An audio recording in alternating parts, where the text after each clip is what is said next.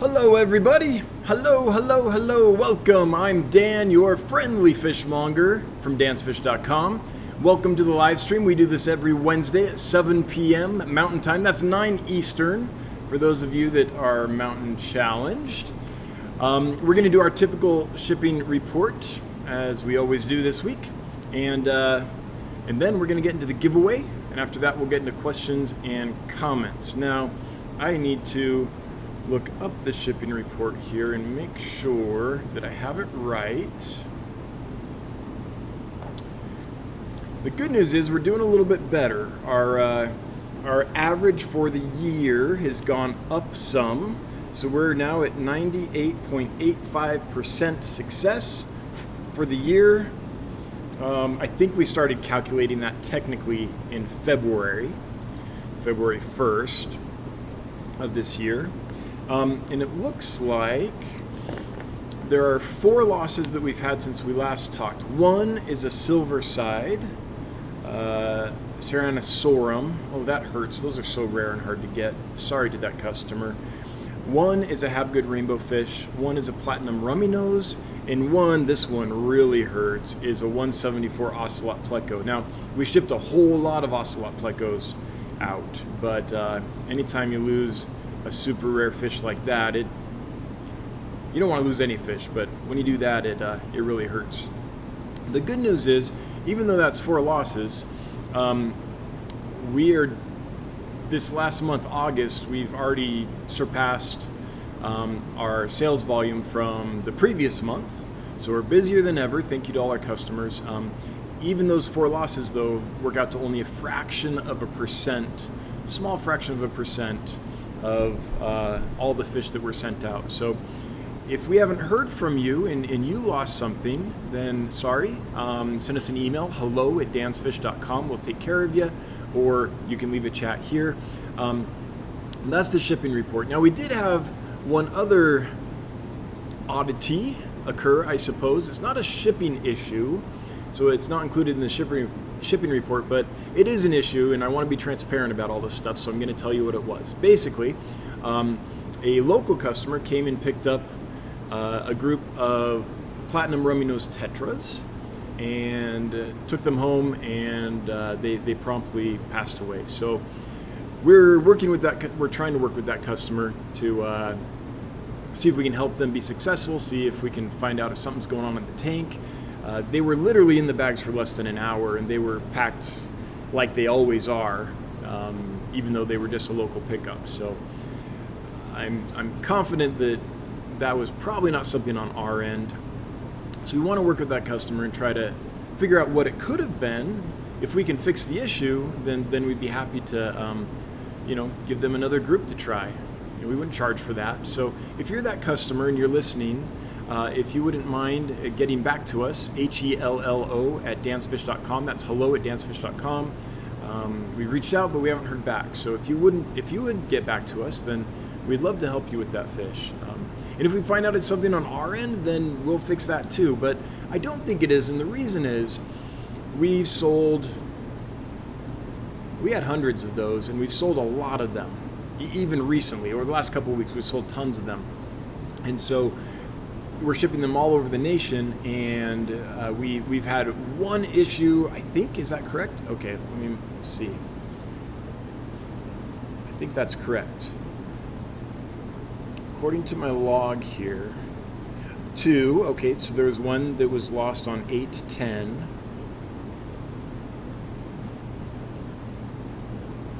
Of all the many that we have shipped out, as far as I know, we've only lost 2, and those fish are being shipped all over the nation. So if they were in the bag for less than an hour and then there was a problem, then I think there's something with your aquarium that we need to work with you on to help you fix. So that's what I think based on the information I have. Could be wrong. If we did something and it turns out that that's the issue, then we need to fix something on our end. We're always happy to do that. But either way, no matter if it's something that happened on our end or your end, we'll work with you. We want you to be successful, so we'll be happy to work with you. I know for those that are probably about to say it, that there is a spot on my forehead See that stationary spot as I move, it doesn't. We got a little something on the sensor there on the camera, and I need to fix it, but to do that you have to order a sensor cleaning kit, and it's this whole thing. So I will be doing that, but it's not going to happen during this stream because I don't have the equipment to do it. Okay, so that takes care of the shipping report as far as I know. Again, if I missed anyone, call me out. I like to be transparent about this stuff. And let's get on to the giveaway. So the giveaway tonight is provided in part by Dan's Fish and in part by Cichlids and More. Cichlids and More has a store on getgills.com where you can buy these Pleco caves that we're giving away. They were nice enough to send these to me. So we're giving away these Pleco caves. This is a large. No, this is the large. Yeah. Check this out. Compared to my hand, right? Man hand. So what's that, about 7 inches maybe? Here's the medium. An inch or two less. And there's also a small, just a dinky little small one. They're handmade. They've got good texture on them and stuff. I think that's probably good for the Plecos, that they're not, I would say, rough inside, but they do have a little texture. So I think that helps Plecos kind of, when they squeeze in there, feel a little more comfortable. So anyway, we'll be giving away a small, medium, and large of those from Cichlids and More, and we'll also, with that, be giving away some really specialty food. So this is spirulina powder. It's a 1/4 pound. It's just pure spirulina algae that's been ground up and dehydrated into a fine powder. And this is axanthin powder, which is the red algae, which is very expensive. This is only 2 ounces because they're happy to sell this for, this costs about the same. 2 ounces costs about the same as a 1/4 pound, just because this stuff's actually might have been more. Kind of hard to get. Now, what I like doing with this stuff, both these, is you can feed it to live foods. It's really good for your Daphnia culture, for example, or if you're growing up brine shrimp, it's good for that. I also like to feed it for benthic grazers. Let's say you have some Farowellas or some baby Otocinclus, something like that needs algae and biofilm and things like that to graze on.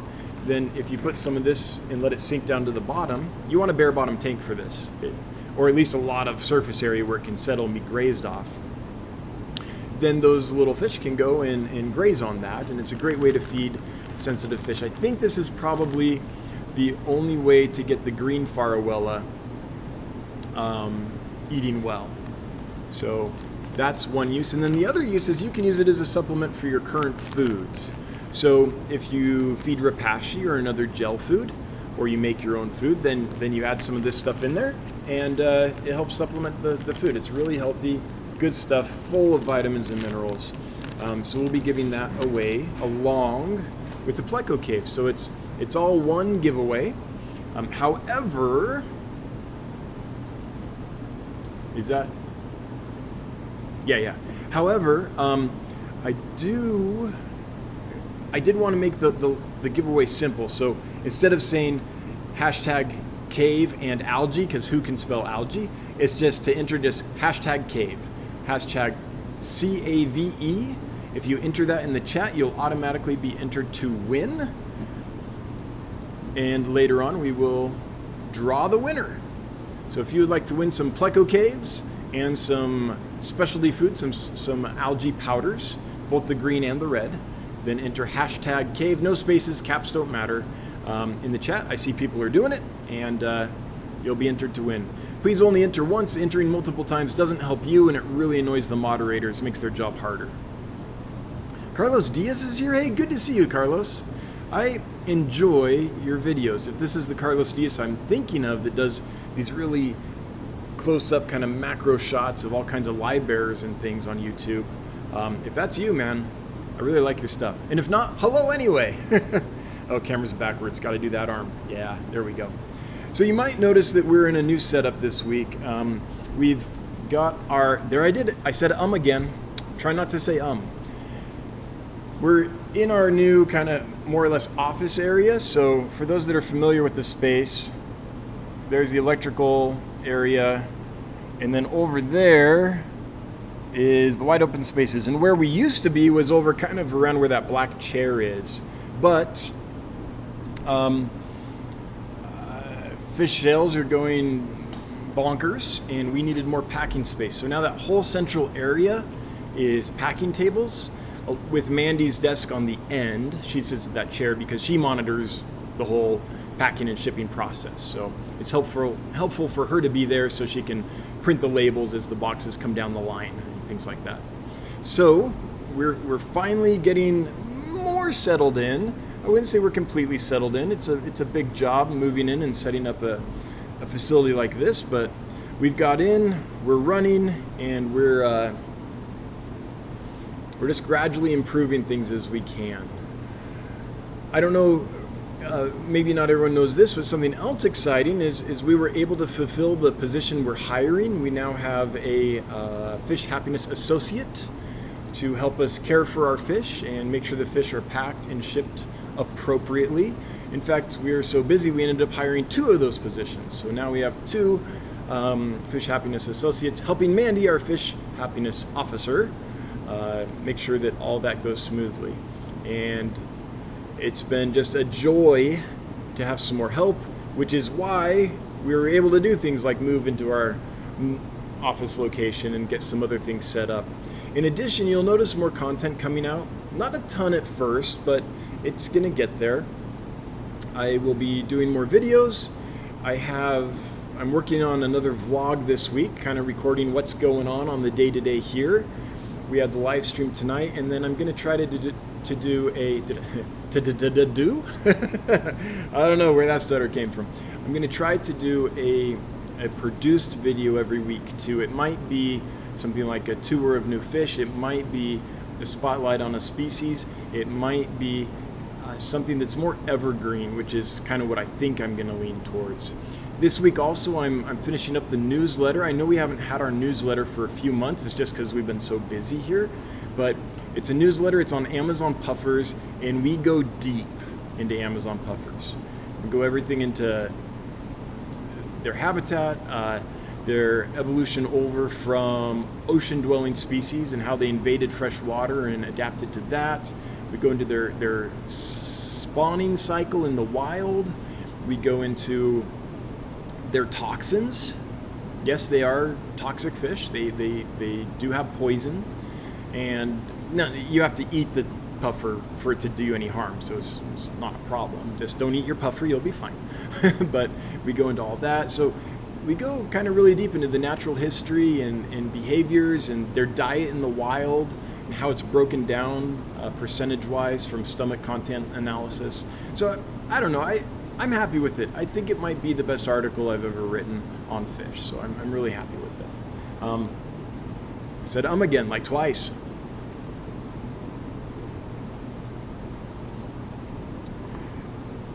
I've been trying to write this thing for a while.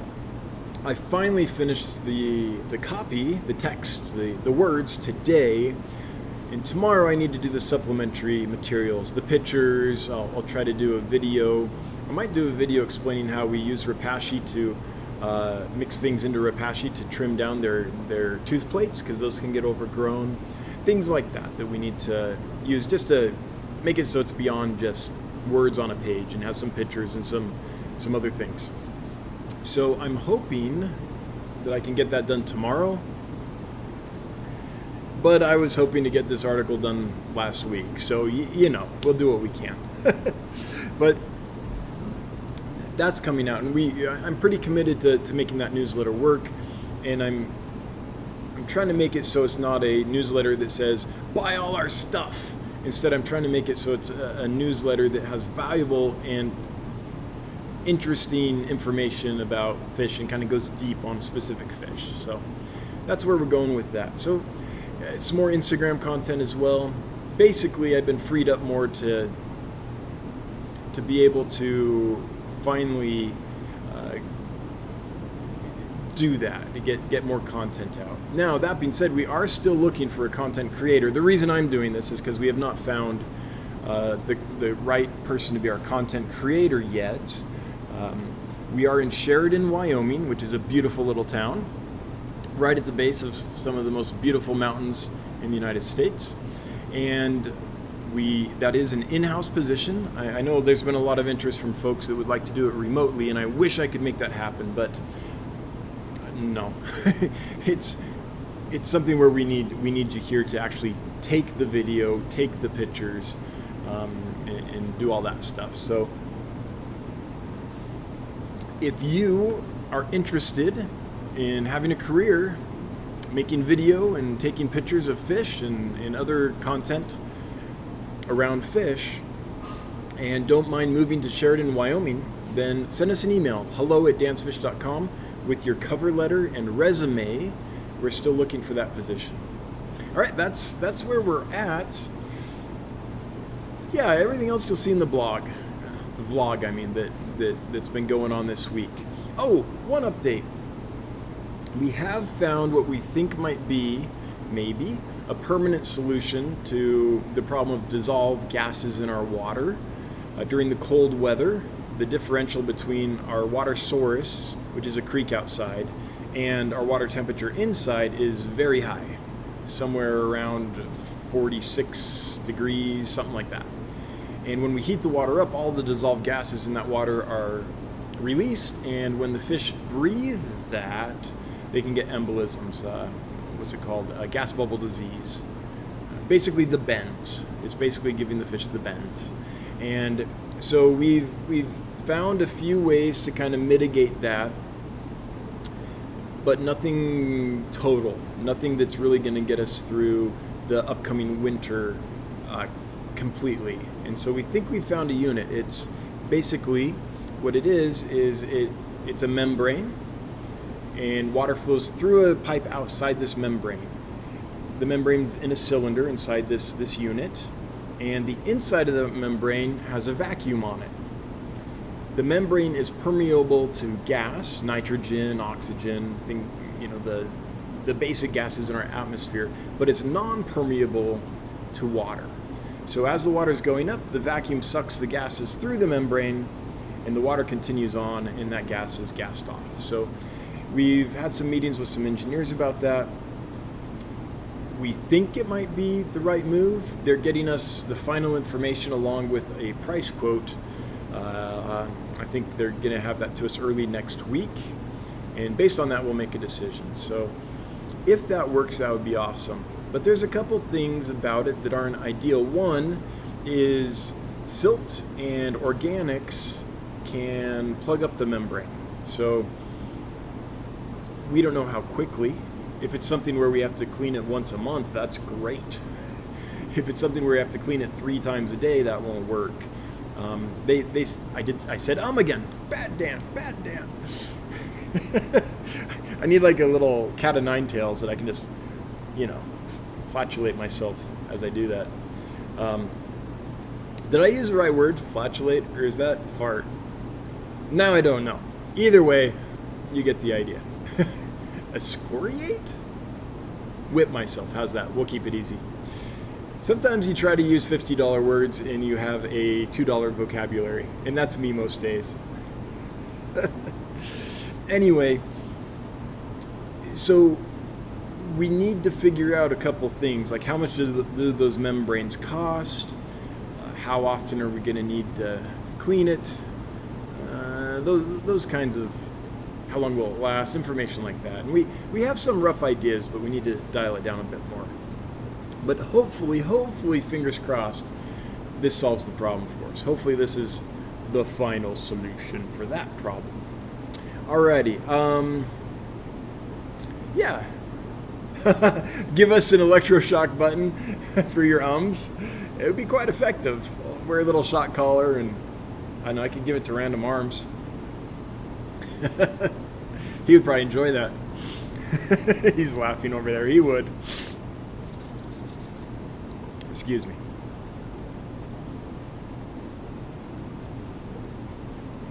Okay, that's what's going on in my neck of the woods. Let's find out what's going with you guys. If you wouldn't mind leaving a question or a comment in chat at Dan's Fish, then I'll get to it. Before I do, though, as always, I want to thank my moderators. I just really appreciate you showing up week after week, volunteering your time to make this successful and help me manage the chat, because Goodness knows I can't do that while I'm streaming, not successfully. So I really appreciate that. And to all the members also, that's a new thing I've got to start thinking about. Thanks to the members for being here. Really appreciate you being here and doing what you do.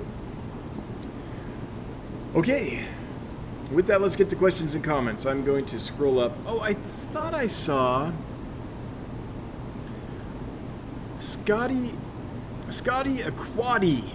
Scotty Aquati, is this the Scott that I'm thinking of? If it is, hello. And I wanted to let you know that we should be able to get more samurai gouramis in. We're out right now, but it's probably not going to be till mid-November.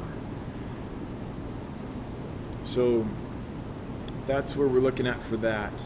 I do have some other sources for them, but I'm a little nervous about getting a fish. That fish is really hardy if it's shipped right and all that, but if anything goes wrong, it can be an issue. So I'm a little nervous trying it from an unknown source, but I might. It's always good to try and see. That way, if one source goes out of business, you're still okay. But that's where we're at for now. I have some scheduled to arrive mid-November. Shipping fish is weird these days. Like importing fish with everything going on is weird. It's scheduled pretty far out. But I might try some others as well. But right now, that's where we're at. Spoiled Sushi. Love that name. But it makes my tummy upset. When Bob Steenfott did your fish room tour, you said you had stir-by cories that were tank bred. What is the wild-caught stir-by called, and do you also have them? Yes, so let me take you on a little field trip here. Let's go to dansfish.com, and we have two kinds of stir-by. One is aquarium bred, and one is from the Pantanal, which is wild. Oops, I got it. There we go. So there's three that we have had. This is your standard aquarium strain. Looks just like the wilds, but is bred and raised in aquariums. This is the one we currently have available from the Pantanal in Brazil. Yeah, I believe these are from Brazil. Oh, it might be Colombia. I'd have to double check that, but they're from the Pantanal region. And then we also have one from Rio Atenas. We're out of that one at the moment, but that is one that we sometimes bring in. So we have two location-specific ones and an aquarium strain as well. Now the location-specific ones, I think both times we've had them have run about $30. They're pretty pricey. But they're location-specific, and you're getting fresh blood. If you want the standard aquarium strain, they're much less. Xanadu gifted 5 Dansfish memberships. Xanadu, thank you so much. Really appreciate that. Really appreciate your support and your orders, and hope everything continues to go well with them. I know there was an issue in this last one. Sorry about that, but it's less than 0.5% is our success rate this week at least. So something's doing okay. Oh, there was something else I wanted to bring up. I am having a heck of a time with the purple sailfin gudgeons. Really cool fish, and they're doing great, but when I go to ship them, we're having an issue. We shipped one Monday, it arrived Tuesday, seemed to be just fine. On Tuesday, we pulled a couple that we were going to ship out. We put them in the shipping bag like we normally do, like we did with the one on Monday. Came back a couple hours to check on them, and they were dead. No idea what happened. So I was like, that had to be a coinky-dink. I don't know what happened. Maybe someone had lotion on their hands, or maybe someone had touched some chemicals or something like that. That has to be just not a repeatable thing. So we got a couple more from a different tank. I had a different person catch them, put them in different bags. Same result. Really puzzling. So you might have noticed that the purple sailfin gudgeons are not listed anymore. As soon as that started happening, we took them down. I'm going to have to figure out what's going on. So throughout the rest of this week, I'm going to be trying some things, observing them really carefully, trying to figure out if I can understand what's happening. That's very strange. What's also strange is when they arrived to us, they were individually bagged in even smaller bags than the one we were pre-packing them in. And again, they were only in there for a couple hours before we noticed that they had passed away. And it happened twice. So I would ask if anyone here has experience shipping that fish, but I know they're so rare that probably not. But if you do, if you would let me know if you had a similar experience and what the solution was. But otherwise, I'm going to have to put on my my thinking cap and my lab coat and try to figure it out. That's no good though, because that's an awesome fish. And so the reason I want to bring that up is just so that those that were, wanting to purchase them and saw them suddenly disappear know why. And for those that had purchased them and we had to not ship them, we had to cancel those. Sorry about that. But we would much rather figure out the problem and then ship than ship something that's likely not to do well. Rita R., my bristlenose pleco dropped eggs today, and now the mom and dad seem to be fighting in the cave over who is going to lay on them. Should I separate them?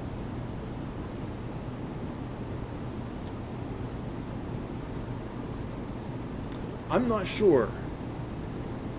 Every time my bristlenose have spawned, they've taken care of business themselves. I've never had to step in. Is the female not able to escape? Is she being trapped inside with the spawn? If that continues, that could end up being a problem. So, someone that has more experience breeding plecos and maybe has experienced something like this, would you chime in and help Rita out? But Rita, from what I know of bushy-nosed plecos, if she's trapped in the cave long enough after they spawn, then that could be a problem. Kelly Foreman has also gifted 5 dance memberships. Thank you so much, Kelly. Really appreciate you. Thanks for doing that. Kids, Aquatics and Exotics, good to see you, my friend. Hope you're doing well. Hello, Johnny. Hello, Punchy Paints. Thanks to the Mod Squad. Zach Billings says, I have a 4-foot-long, 75-gallon tank and would like to keep a group of keyhole cichlids and a group of Bolivian rams. How many of each of them would you keep in a tank that size? In that size tank? I'm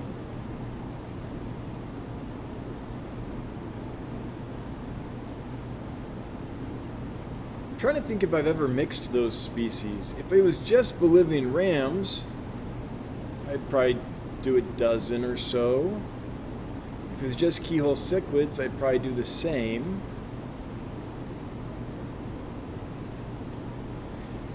I like cichlids like that in larger groups. They aren't super aggressive by any means, but 12 or so really spreads the aggression out, so no one single fish ever gets the short end of the aggression stick. Or maybe that's the long end. Anyway, it just helps everyone be okay. When I've kept them in groups like that, the only time that there's been any aggression is when someone spawns, and that's very contained to the spawning site. Everyone else can get away. Mixing them, 75-gallon, depending on how you maintain the tank and things, maybe 8 or so of each is something. Full grown, the keyholes are going to get, around 4 inches or so. Do they get that big? I think around 4 inches. And the rams are going to get decent size with time. So, I don't know. Yeah, maybe 8 of each would be something to do.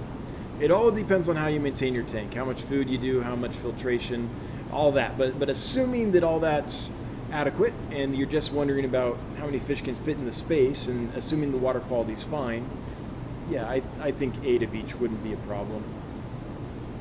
Sandrift Aquatics, do one on spotted Congo puffers. Yeah, that's a possibility. A newsletter on spotted Congo puffers. Sure, it's something I've been thinking about. The reason I'm finally doing this one, though, is I've been working on this since before we moved into the warehouse. I meant to release this months ago, and just as we got busier, just didn't have the time. T-Shot, hey Dan, I ordered the L264 Sultan Pleco from you 2 years ago. He's absolutely stunning to this day and thriving, such a healthy fish. Do you get the L264 from the same source all the time? Yes. I'm glad to hear he's doing well for you, and that after 2 years, that's awesome. And T-Shot, yes, unless otherwise stated, all the Plecos we get are aquarium bred and raised. And the L264 Sultans, I've only ever sourced from the same breeder. So those definitely. Almost all of the Plecos that I have for sale that are aquarium bred and raised, which is almost all the ones I have, are from the same breeder. Every now and then someone will have some bushy nose available or something like that, and I might purchase some of those. But besides that, all the same breeder. Orange Cones, no, give us a button to electroshock you. Yeah.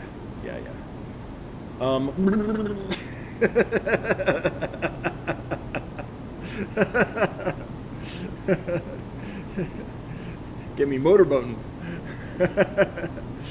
All right, I'm scrolling up because chat jumped. Hang on just a moment while we get there.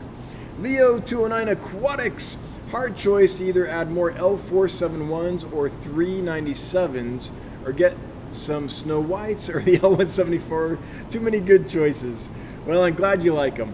We want you to feel like a kid in a candy store when you come to dancefish.com. And I think we do a pretty good job of getting stuff in that's unique. So I'm glad to hear that you're a kid in a candy store. Good luck making the decision. Can't help you there. It's all up to your preference. They're all great. Scary Terry.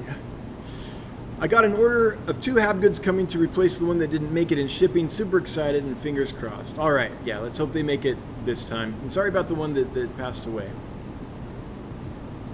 And I'm confident that you were taken care of correctly. We're getting so much praise for Johnny, our customer happiness officer, who is the one that answers the emails and communicates with you about your orders and things. So we're just thrilled to have Johnny on the team. So thanks, Johnny, for doing what you do. It's actually really fun in our team meetings to read some of the reviews out loud because it kind of makes Johnny blush. Shady Grady, can you tell me if a bed of fish tails will grow back if it falls off? It depends. If the fin rays are damaged, the fins will grow back. But if it's not the tail but the caudal peduncle itself, the body of the fish from which the tail generates, then no, it won't grow back. It's the same as if your fingernail got damaged, right? If it's up here in the nail, it'll take time, but it'll eventually grow out, and it'll get a weird bump and be discolored and stuff, but that'll grow out.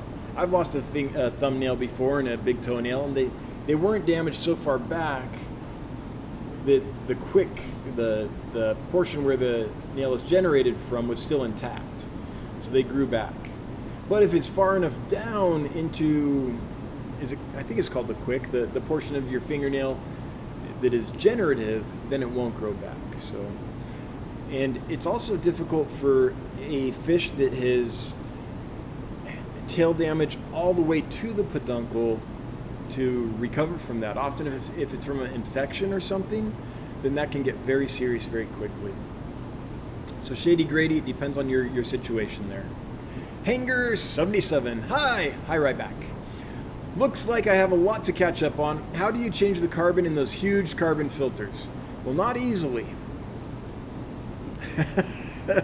Not easily.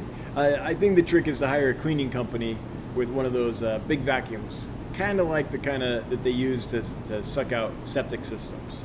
Not the same one. We don't want to mix that with our carbon, but I think that's how to do it. We've tried a few ways. We did it with a shop vac and got a lot of carbon out, but that took forever. That would have taken a few days to do that complete with just a shop vac. So I think hiring a professional is the way to do that. Luckily, we don't anticipate having to do that very often at all. Which reminds me, I'm going to make a note and get that tested. So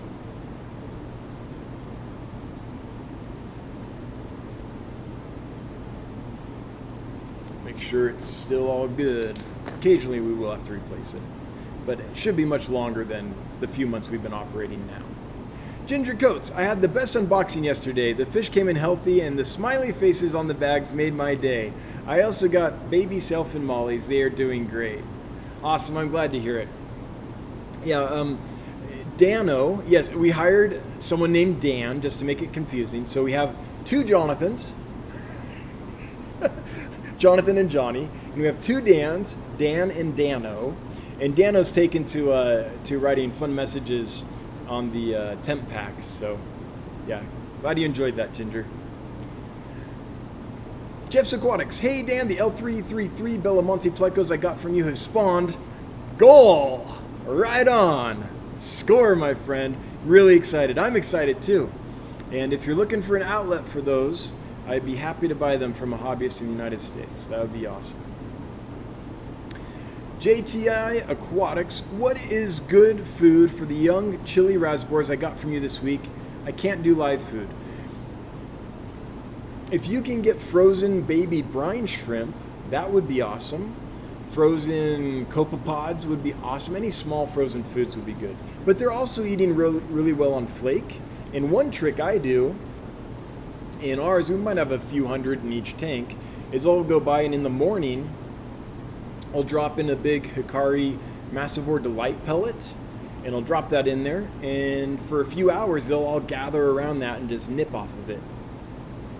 So all morning long they're eating, and then in the evening we give them baby brine shrimp.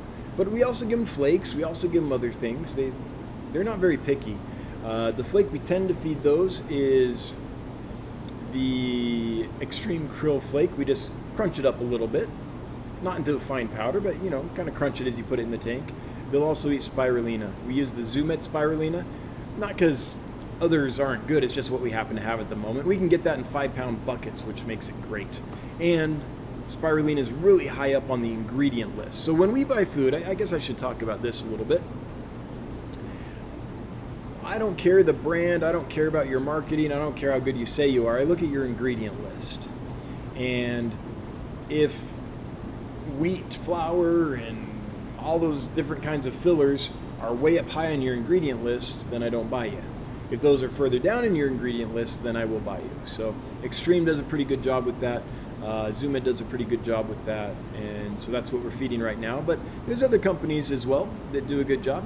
It just depends on who's doing a good job on their ingredients, who's got them in, where can we get it in volume, and then we look at the price and kind of make a decision that way.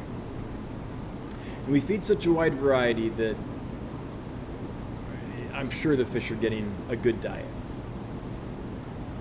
Mr. Guy, why? Will you eventually sell longfin or tricolor Medaka rice fish? No, I don't think so. In fact, we're probably not going to sell any more rice fish.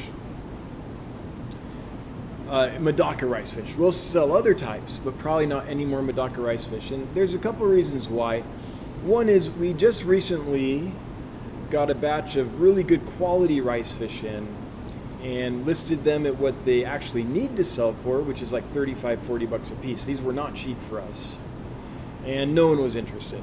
So we had to lower them down to, where are they at now? They might be like $15 or $19, and we sold a couple. What that tells us is that even though people say they want good rice fish, they're maybe not willing to pay for them, or maybe our messaging is off and people just don't know that these are the good ones. Something's off there. But the main reason is we've made a decision not to carry any fish that have any possibility of living in our local waterway. We have a good filtration system, we have a good sterilization system, and all that. But we don't want to take, even with all that, all the precautions, what if something went wrong? I love rice fish, but what if something went wrong? So we've just made a decision not to keep any fish that could possibly survive the winter here in Wyoming. So we're going to be phasing those out along with anything else that is in the same category. So yeah, it just, much as I hate to do it because I love some of those fish, it just seems like the responsible thing to do. Until we can build phase 2 and put in something that's absolute even better. Basically, it's a bad term. It's kind of a gross term, but we'd have to build a kill box.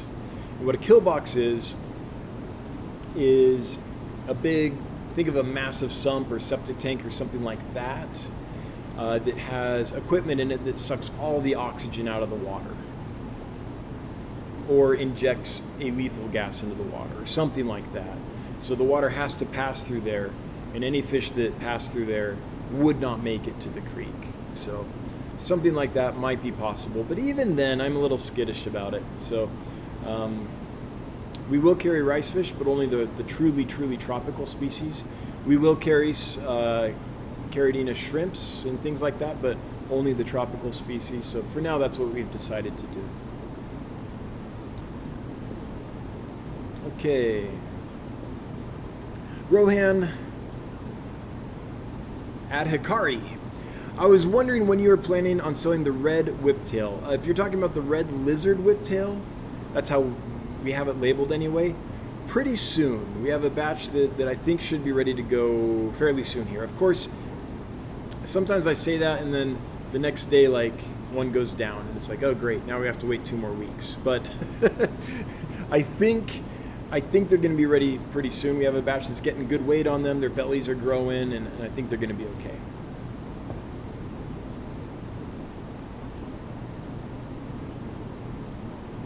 Scary Terry, I got an order of 2 have goods coming. Okay, I already got that one. David Housewright. What am I see. So if you were a character in like a movie, would your alter ego or your antagonist be David Housewrong? One of my male mollies now only swims in circles. Any suggestions? Oh, I wish I could help you. I mean, I would imagine if that's happening that its nervous system at this time is no longer functioning correctly, and what caused that could be lots and lots of things. I wish I could help you. I don't have any idea how to help a fish like that.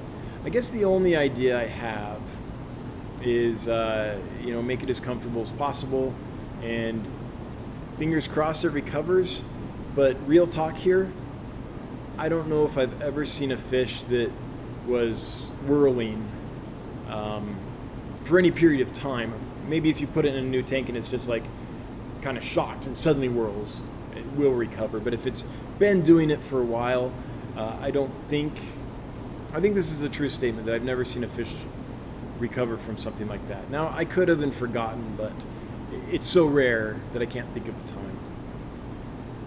So, I don't even want to get into this. I'm not a veterinarian. I don't feel qualified. But there does come a point sometimes where you have to wonder, is the fish suffering so much that it would be more humane to gently euthanize it and put it to sleep?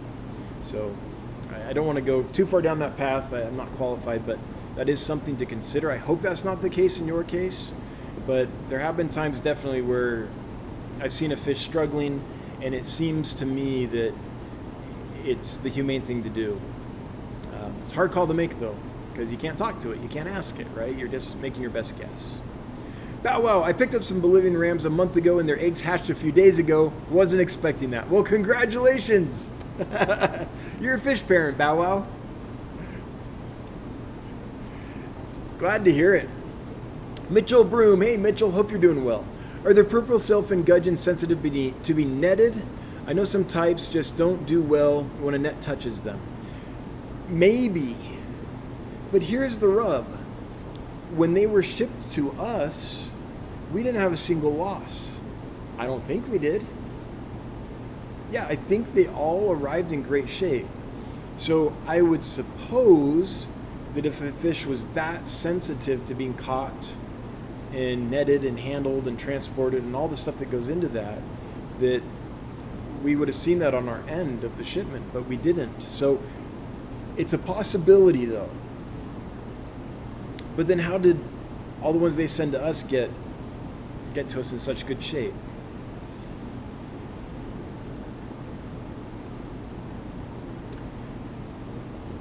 What's the solution there, Mitchell? What's something I could try? Is it like put the bag down in the tank and try to chase the fish into the bag and then lift it up? Is that less stressful? Or get a bucket in there, scoop it out, and then get the bag in there and scoop it out of the bucket? Is it that kind of thing? Are we talking about the net itself, or are we talking about being like exposed to air? I don't know, you got me thinking. It's worth a try. It's worth a try. But again, if they were super sensitive, I would imagine there would have been a lot of problems when we received the fish. There would have been severe losses, I think, and they looked healthy as horses.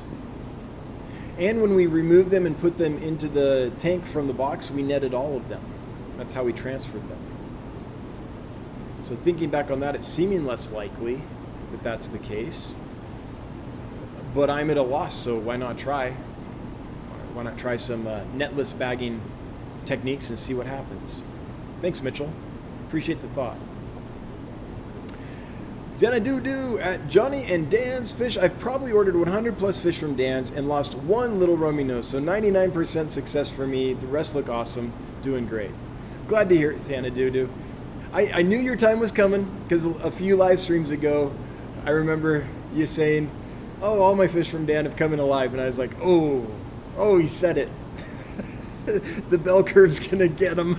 I mean, if you can't laugh at it, what are you gonna do, right? Anyway, I'm glad to hear it's 99% success, or better, because it's been more than 100 fish from us. So glad to hear that. I mean, eventually everyone's gonna have a problem. If you order from us enough times, a problem will occur. That's just statistics. But hopefully it's few and far between. And hopefully we never fall below that 99% mark. That's our goal. Leo209 Aquatics, when we order fish, can we have UPS hold at the local store instead of getting in a truck with this heat? It depends on your area. Contact your local UPS, and if it's a yes, then when you place your order, leave a note at checkout and say, please have held at our local UPS store. And then we will write on the box, please hold for pickup. And they'll hold it for pickup for you. It really helps too if you call the day before and say, hey, would you hold packages coming to my address for pickup? That's what I do. I have a package of fish coming tomorrow. So earlier today I called my local UPS and I said, hey, I've got a package coming tomorrow. Could you hold my packages so I can come pick them up? And so I can go pick up the fish tomorrow at 10 a.m. instead of having them out on the hot truck out for delivery. So those are the two things I would suggest. Leave us a note at checkout and we'll write that request on the box. Also let your local UPS know the day before the fish are supposed to arrive that you would like them held for pickup. And I think that'll work for you. It works for us. But UPS might be different in different locations. I'm not sure. US Scaper, not Scraper. US not Scraper. Look, I did it. I did it. Is that the second time in my life I've got your name right? Do they have stress toxin like Corydoras? No, not that I'm aware of. They don't have any toxins or poisons or anything like that they release. Bunny Viper, the archers are stunning, so incredibly beautiful. They were worth the year plus wait. Thank you. You're welcome. I'm glad to hear that. Yeah, wait in a year, they better come in good shape, right? Richard Reynolds. They aren't a labyrinth type of fish, are they? No, they're a gudgeon. Very similar to like a panda gudgeon, panda gara. They're very similar to gara. But let me show you what we're talking about here. So this is the fish we're talking about. Oh, we took it down. Of course I can't find it. Just a moment. What's it called? Microphysiogobio. There it is. Microphysogobio tafangensis. It's this beautiful, beautiful, really rare. We're the second time I'm aware that this fish has come into the United States. My friend Wes beat me to it and brought some in a while ago.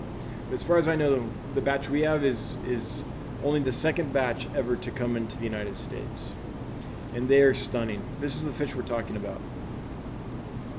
And it really hurts to lose it. So I'm going to keep working on it. And any other suggestions would be welcome. Scary Terry, I got an order of 2. Okay. Geez, Scary, you really wanted me to read that comment.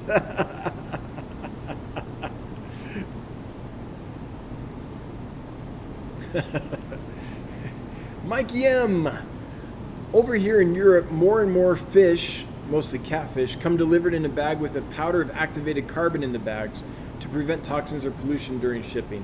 Yeah, it's something we could try. We're doing that with our Corydoras now.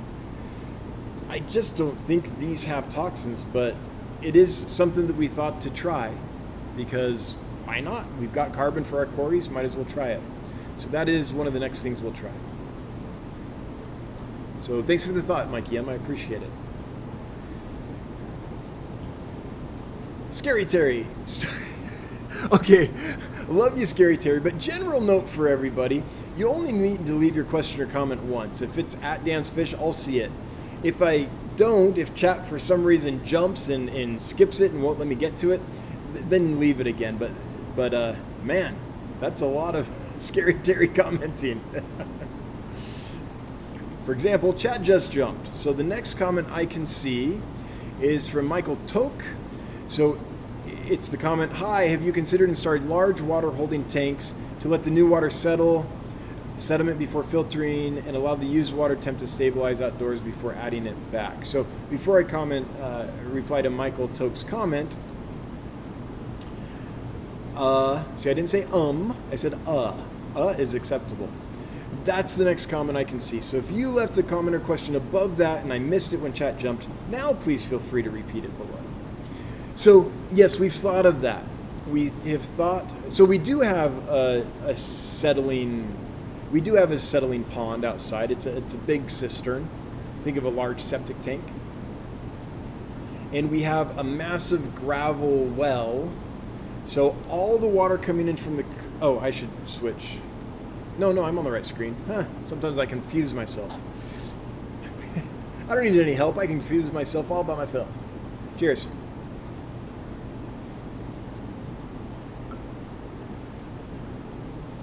So yeah, the water coming in has been through a big settling process. However, and there's very little sediment in the water right now. However, during the runoff season, when that creek is just so turbid that you can't see an inch into it because of all the fresh runoff, that's when I'm concerned about the sediment. Because at that point, even the settling pond, I'm going to call it a settling pond, but it's this massive gravel pack that the water has to flow through really slowly before it gets to the pipes that collect the water, send it to the cistern, and then it also settles in that big cistern before it's pumped to the warehouse. So it's got 100 feet by, I want to say 45 feet of settling area before it's ever brought up to the warehouse. And so it's got plenty of time. But during the runoff, there's so much silt in there that the really fine silt doesn't settle out. That stuff takes forever to settle out. So our settling area is not sufficient for that. So that's when I'm worried about it, Michael.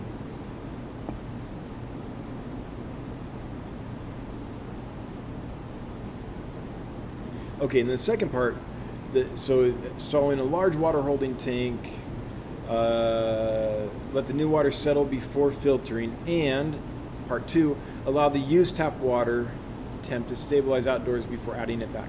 So we use a heat exchanger to cool the water before it's sent back out, and then it runs through an artificial creek, a riprap, and so that cools it back down as well. So it's moving over a bunch of rocks in a riprap style return, and it's only got a couple inches of water in it, so that picks up the outside temperature pretty quickly on its way back as well.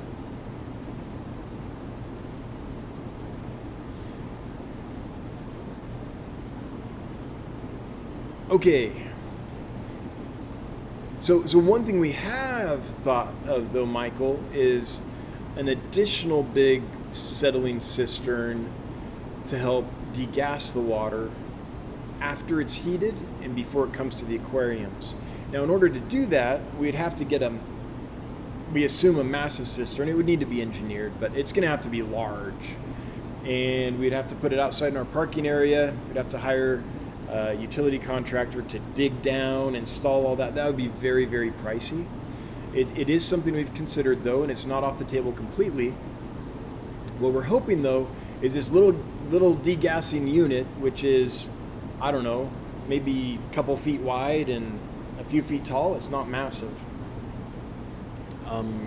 Shoot, I said bad, Dan. We're hoping that can take care of it because it's small, it's compact, and it's built specifically for that purpose. But I appreciate the thoughts. And keep them coming. We're open to thoughts because we're not experts on degassing by any means. Saturated gases and water is not something we're 100% familiar with. Al, can one speed seeding a canister filter by running it in tandem with another on an established tank? Oh yeah, absolutely. Then Pleco newly seeded filter on new tank. Then place newly seeded filter on new tank. Feed newly seeded filter and tank with ammonia until ready to add fish. I don't even think that you would. So everything there sounds fairly foolproof to me until you say feeding with ammonia.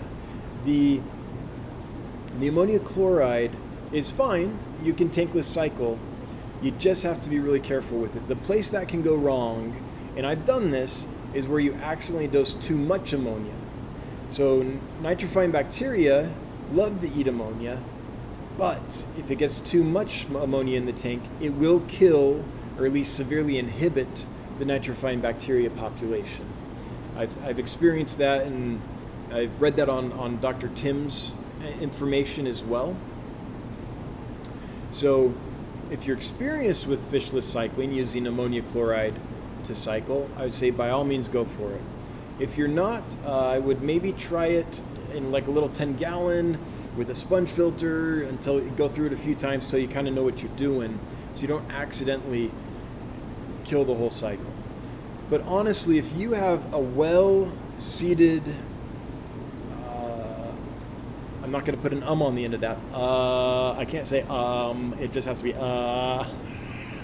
It's rather incomplete.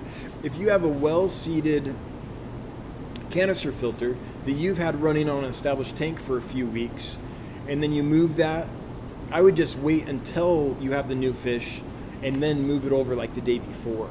I think that's a more foolproof way to do it. Now, when you move it, you have to do it quickly, because one other danger of this is if that canister filter is not running, the bacteria load inside it will quickly die off. Nitrifying bacteria are benthic, so they're adhering to surfaces. They live on surfaces. They're not free floating in the water column. I mean, a few are, but the colony itself lives attached to surfaces. That's why we like to use things like sponge filters, because the sponges has lots of surface area, so you get lots of bacteria growing on those surfaces. High surface area equals lots of bacteria because they need something to attach to. So you've got all these bacteria growing on all the surfaces inside your canister filter. Those populations require a lot of oxygen. This is not anaerobic or anoxic bacteria. It requires oxygen. It's an aerobic species. So if you turn that filter off and it goes without oxygen flow, which it's getting from the water flowing through it for long enough, it will kill the colony inside the canister filter. So when you move it to the new tank, you want to do it rather quickly. So keep that in mind. If it was me, I would put it on the established tank for a few weeks. A day or so before the new fish were going to arrive, I'd move it to the new tank, and I'd do it quickly. And I'd have well-aged, gassed-off water in that new tank as well. That's my thoughts. Rohan at Hikari, I was wondering when you were planning on... Okay, I already got that one. Kelly Foreman throwing down a super chat. Thank you, Kelly, for throwing money at us. Always appreciated, never required, but we are a little engine that could. We are a startup company, and every little bit helps the transition, so thank you. Okay, I hate to be a pest, but any chance of getting the blue axelrodi razoboras in the next few weeks? Thank you. Johnny's sick of us pestering him. We are relentless. I like how you use the royal we. Kelly, if I see them available, I will get them. It's not that I'm not trying to get them, it's that they're not available that often. However, you will be glad to know that I have 3 Pseudodanio species on order that will be coming with those samurai gouramis and be available mid-November. Now, that's not the next few weeks, I know, but that's the supplier that I know and trust with my Pseudodanio species, and we'll be getting the blue axelrodis, but also 2 others, which is pretty cool. At least we ordered them. You know, we don't know for sure till they arrive, but we're planning on getting 3 species. Now, I have a couple other suppliers that I haven't got Pseudodanios from, but that have been doing a good job with some other species. So if I see them on their lists, I will order them, but I have not seen them on their lists to date. So right now, there's a few suppliers I won't get them from because they have repeatedly done a bad job. There is one supplier I will get them from, but they won't be ready to go until mid-November. That order's not arriving till the end of October.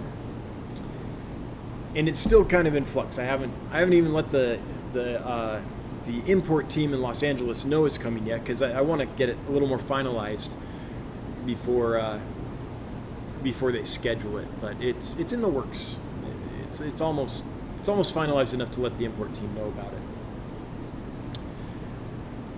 So suppliers I know I can't get that fish from, one that I can, but it'll be a while. And then there's a couple others I might try if they become available on their lists. And that's where the situation rests. But be relentless. It's how you get stuff done. All right, Alexander Engelhardt. I've been Engelharted. Alexander, thank you so much, as always, for the massive super chat. If I add up all the financial support Alexander has given us, it's significant. It's a huge help to getting this thing up and running. So, Alexander, sincerely, thank you. Thank you very much. I appreciate it. Okay. Brian Lenowicz. I have read conflicting info regarding electric blue acaras. Some say hybrid with rams. Weird. Some say just a natural genetic color morph. Which is it? Is it better just getting blue acara? So as far as I know, the electric blue acara is a pure species. It has not been crossed with other species. It's just a color morph that arose and was line bred and established and fixed. Just like the electric blue Jack Dempsey, for example. However, unlike the electric blue Jack Dempseys, these don't have a lethal gene in them. So electric blue acara seem to be just as healthy as your old-fashioned natural colored blue acara. Which one should you get? Totally up to you. I've had great success with both. We have a great group of natural blue acara in right now, and we brought them in just because they're getting scarce. Like, people only sell the electric blue acaras now. We wanted to make sure that we didn't forget about the good old-fashioned one that we've known and loved for decades. So we have that one in, but if you like the electric blue color a lot better, then there's no problem getting those. They've been great for us. We've spawned them and raised them and had hundreds come through here that we've raised. They're a hardy fish in our experience. Scary Terry says, so sorry, y'all. Oh, not a problem. Please don't take that as like, you know, you're being put in the corner or anything. Not a problem at all. I just brought it up so everyone knows it's easier on the moderators when the chat isn't spammed with the same comment over and over.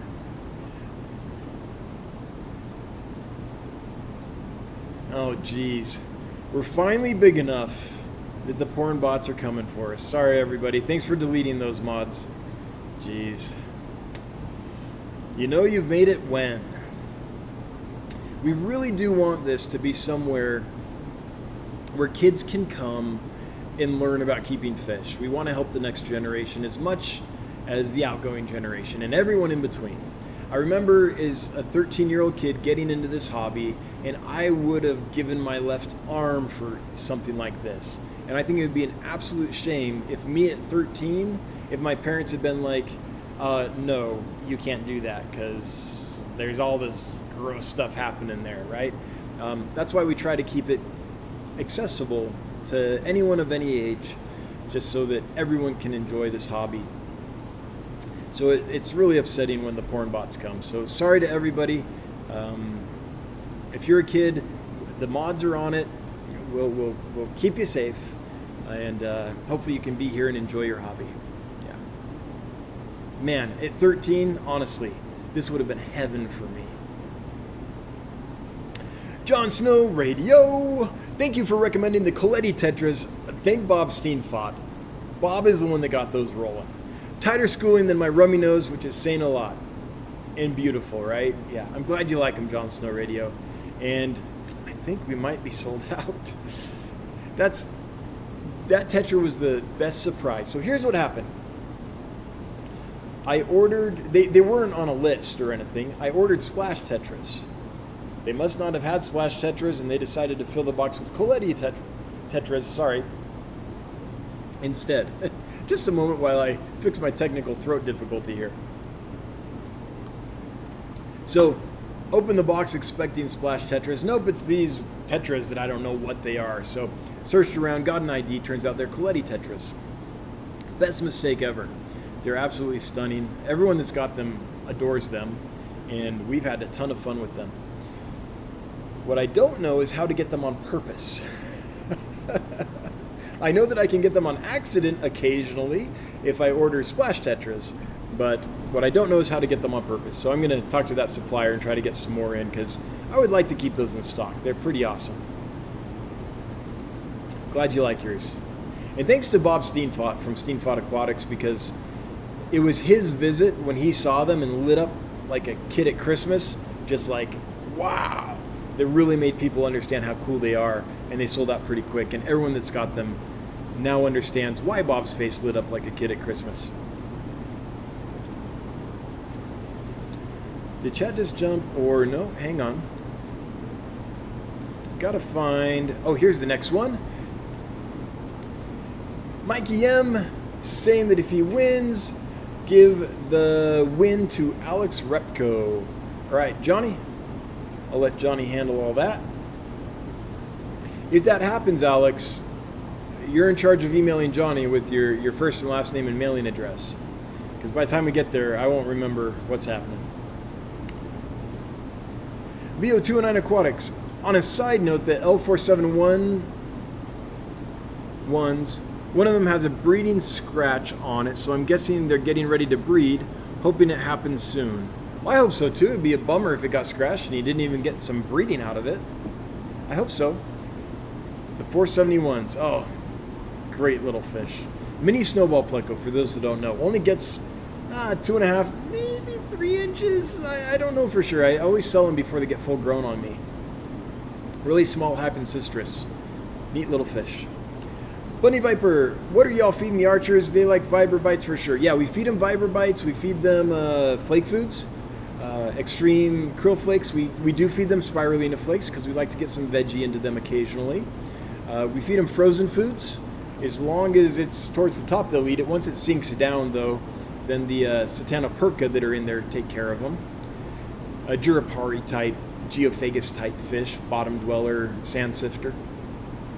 By the way, those are great. If you're looking for a good combo for archer fish, it's archer fish up top and a Geophagus or similar type feeder on the bottom. You feed the archers, and all the food that drops down that they ignore gets eaten by the bottom feeders, and it's a match made in heaven. And anytime I find a moth buzzing around a window or a bug, they eat that too. So it's all that stuff. But they're not picky. As long as it's on the surface, they should eat it just fine. Oh, this is one fish that really enjoys freeze-dried foods. Freeze-dried scuds, amphipods, or krill or mysis, things like that. Patrick's Aquatics. What is the best fish shop you've ever been to?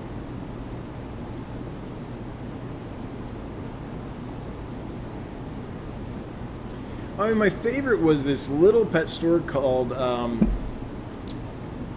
what was it called? Oh, it was owned by a gentleman named Keith Johnson. Kind of got me started into fish as a kid.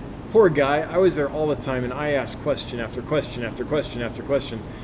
While I was there, I don't think he got a darn thing done. It was called Frontier Pets. That's what it was called. And to me, it was magic. He was a fish nerd. He was a killifish hobbyist. And so he got all kinds of neat stuff in. And I loved it there. So I'm going to go with that one. Orange Cones. I was surprised at how well the chili rasboras paired with headstanders. Both love to graze on sinking pellets and rapashi. Now that's a combo I probably wouldn't have thought of. I'm glad it's going well with you, though. That's great. Yeah, because headstanders don't really like eat chunks of stuff. They graze little tiny bits. So I could see that working. Now that I say that, we probably talked about it in a previous live stream. If we did, I'm sorry. My brain went and it's gone. But I'm glad to hear it's going well. David House Wright, thank you for the advice. It's an older fish, so I kind of figured it was just getting to the end of life, but wanted to check. This is, I believe, the Molly. Yeah, you're welcome, David. And sorry I can't do more. I'm just not qualified to help people as much as I wish I could. Heck, I can't even help myself. There's so many times, one of the most frustrating things about the hobby and doing this for a living especially, is when a fish has a problem and you can't figure it out. And we do have an aquatic veterinarian on retainer, but we have to do that over mail. We have to send them the fish and things because they're not local. I dream of the day when we can hire an aquatic veterinarian, or at least someone trained, at aquatic medicine, maybe a technician or whoever, that is qualified to run slides and do scrapes and look for stuff under the microscope and help us help our fish, because that's the worst part. I think for me right now, that's the worst part. Well, the other part is if you order a big group of fish and they come in horrible shape and they weren't treated right. That's disgusting. But we're finding good suppliers, and that's happening less and less. And our suppliers are working with us to all the time. We're making inroads on improving that on the supply side. So that's going better. But it's so frustrating when fish are struggling and you can't help them. I'm sure we've all had that experience. U.S. Scaper. To me, it's always going to be U.S. not scraper. My gardener at killifish keeps jumping into my hang-on back. Any tips to stop this? There's no way to stop it except for completely covering the gap that he can jump out of. And with a hang-on back, I don't know how to do that. I don't know how to keep killifish long-term in anything other than a tank with a really kind of tightly sealed lid.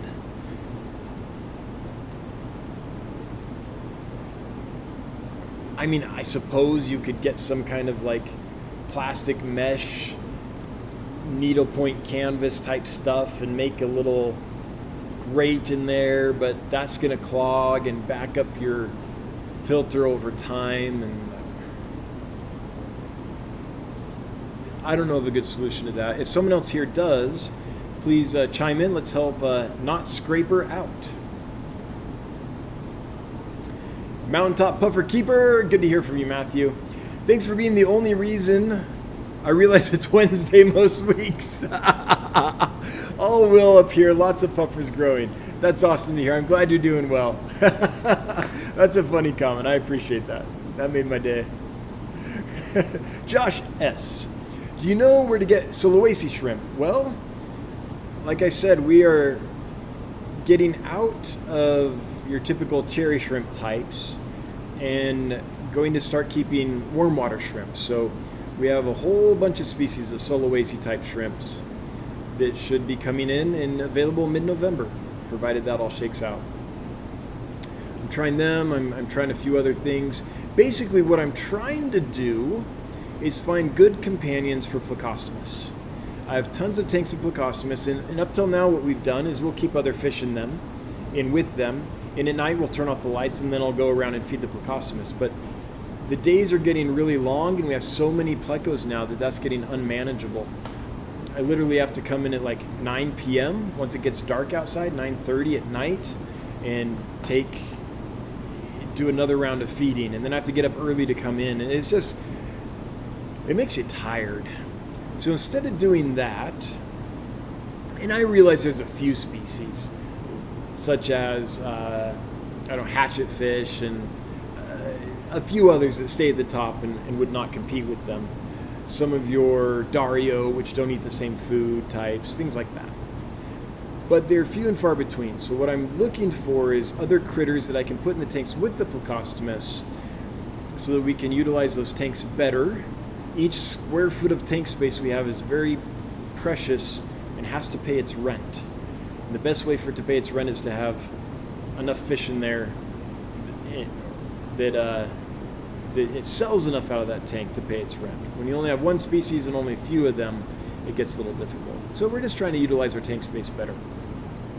So I think Solwezi shrimp with Hypencistrus would be a great match. So we're going to try some of that.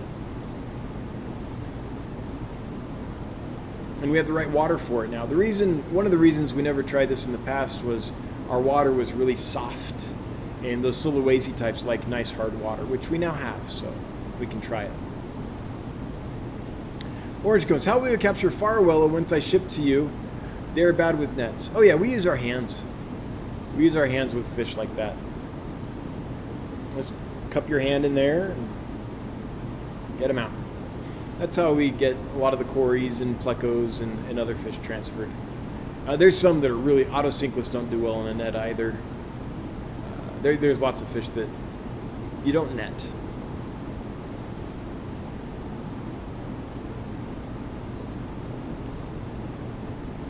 David W. The Betta Cochina colony had its second batch of fry. I missed the last few live streams, so they are about ½ inch long now. I'm going to need bigger tank pretty soon. That's awesome, David W.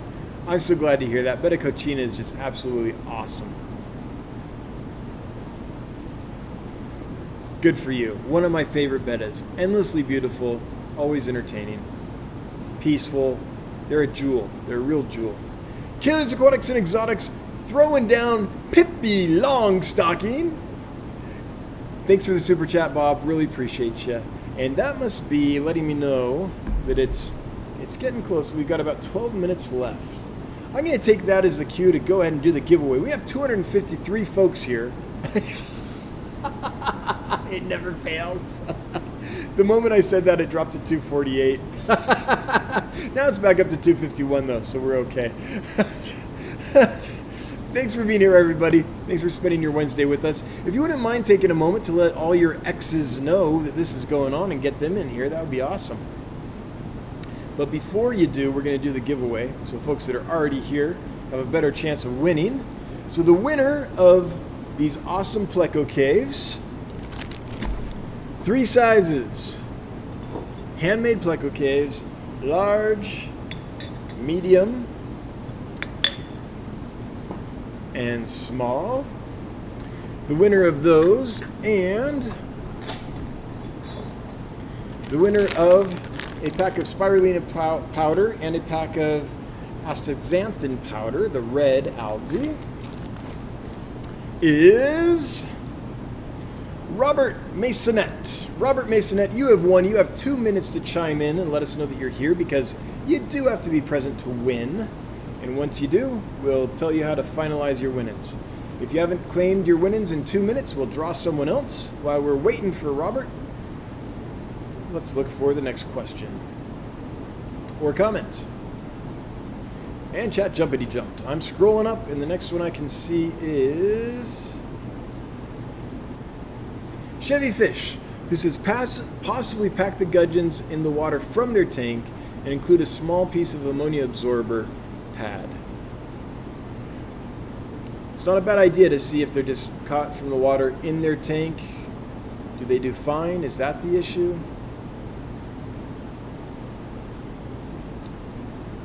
The other thing I'm wondering, and I'll need to try, is have I finally come in contact with a fish that can't have salt in its water during shipping. I'd be very surprised. I have it on, some aquatic veterinarians have told me that they can't think of a single freshwater aquarium fish that wouldn't benefit from salt that's fully dissolved in its water. But, they probably don't know this fish, so something to try out also, I think, is packing them. I'll do a bunch of little experiments to see what works, but maybe put them in shipping water, but before the salt is added, just to see if that's a sensitive point. I'd be so surprised, though. When we took them from their shipping water, we did the temp and tank method, plop and drop method, and temperature was fine, netted them out of their little bags and put them straight in the tank, and no one showed any shock or anything like that. So I don't think it's the change from our tank water to our shipping water. In fact, our shipping water is literally the tank water before it hits the tank. It's the same water that's coming out of these lines right here. This water right here in this line that's going into the tank, that's our shipping water. We just have a tank that doesn't have fish in it. It's set up just like this tank. It just doesn't have fish in it, and we take the water out of there. The only difference is we add the Seachem Safe and we add the salt. So maybe playing with those two variables. Thanks, Jellyfish, for the thought. It's getting my brain rolling. Paul Soltero has a solution to our dissolved gas problem. He says, my dog is great at degassing. Just saying. All right. Problem solved. Water in one end, degassed water out the other. All set. All right. Robert Masonette has not showed up to claim their winnings, so the next winner is John Keith Gardner. You have won. If you're present, you have 2 minutes to chime in. Let us know you're here and claim your winnings. If you don't chime in 2 minutes, we will draw someone else. Jerry Serple Morris. Hey, good to hear from you, Jerry. I'm finally building out my garage fish rack. It's 6 feet long, 2 feet deep, with 6 10-gallons and 1 5.5 gallon on each shelf. Do you think 4 3-foot stingrays per shelf is overkill for growing plants? Well, Jerry, you've ventured into territory where I'm not qualified to help you because I know nothing about plants. But I would think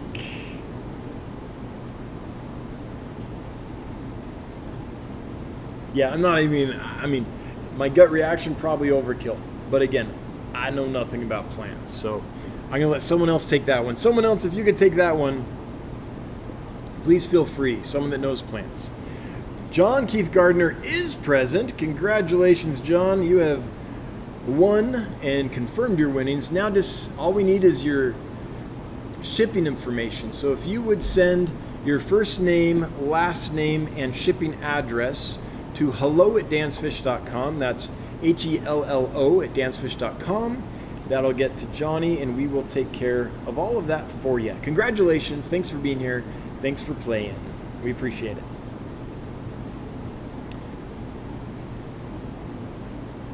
Spindrift Aquatic says, thanks.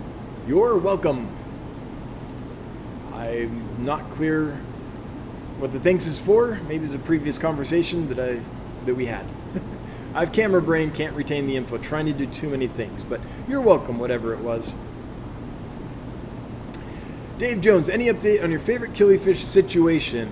It's not good. I have a batch of Fundamentals Gardneri in right now that I'm struggling to figure out what's wrong with them. We are putting them through flubendazole right now in the hopes that will help.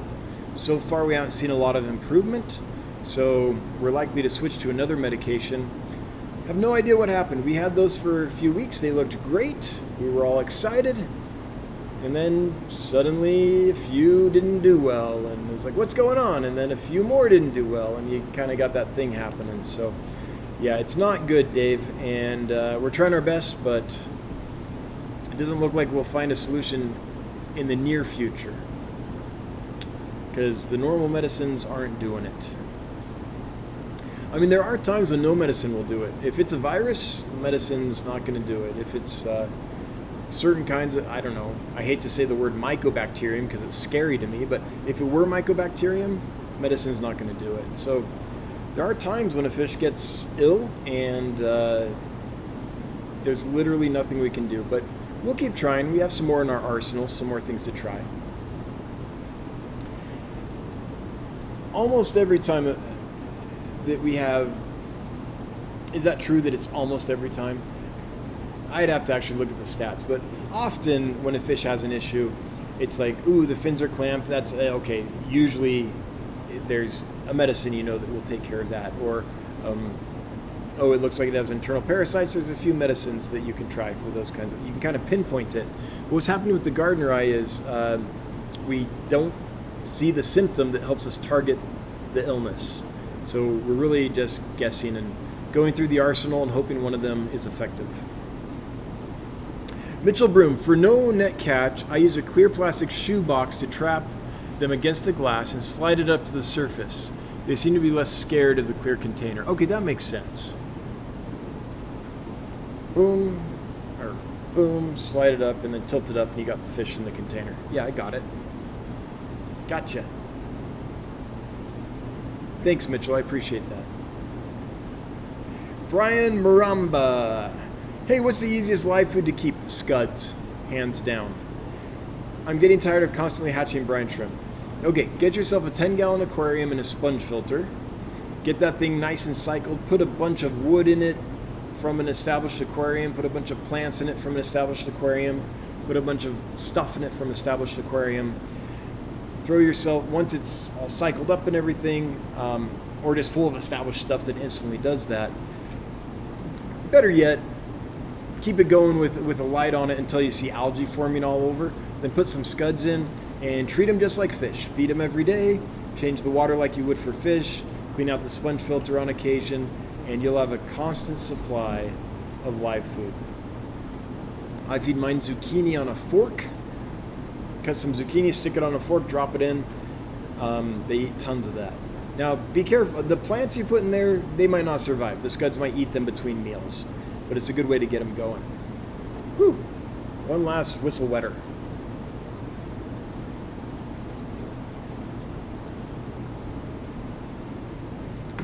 I mean, scuds are super, super easy. Mitchell has another thought. Are they dying before the bags are closed? Yes. Do they require a ton of O2? They do, like O2, but we're keeping them in super clean water, and it's not closed off, so they have atmospheric oxygen. And like hill stream loaches and all those really high oxygen consumers do just fine in this method. But you know what? I have an oxygen meter, so I can test that. It's not a bad idea. I will take a bag, put it in with our shipping water like we normally would, put it aside for a few hours, and then test the oxygen content in there and see what it's at. It's not a bad idea, Mitchell.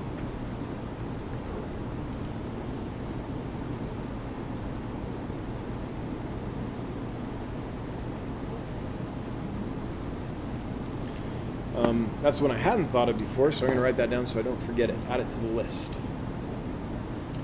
Joyce Brown, do you think you will get any more Pseudomugil novageniae? Yes, I will.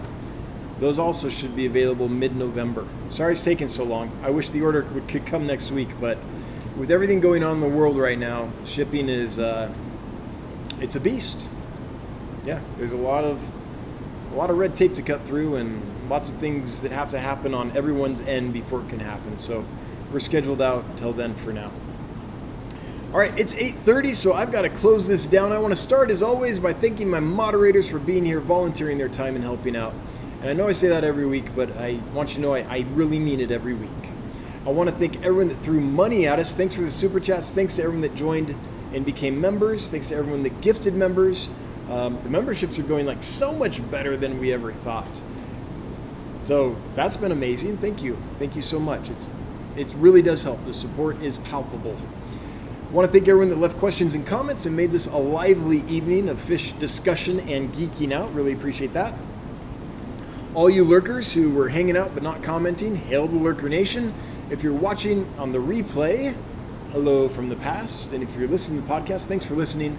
Thanks to Michael Mellier for making the podcast happen. With that, we're going to close this out. We'll be back same bat time, same bat channel next Wednesday. Until then, I hope you have a great night. Bye-bye.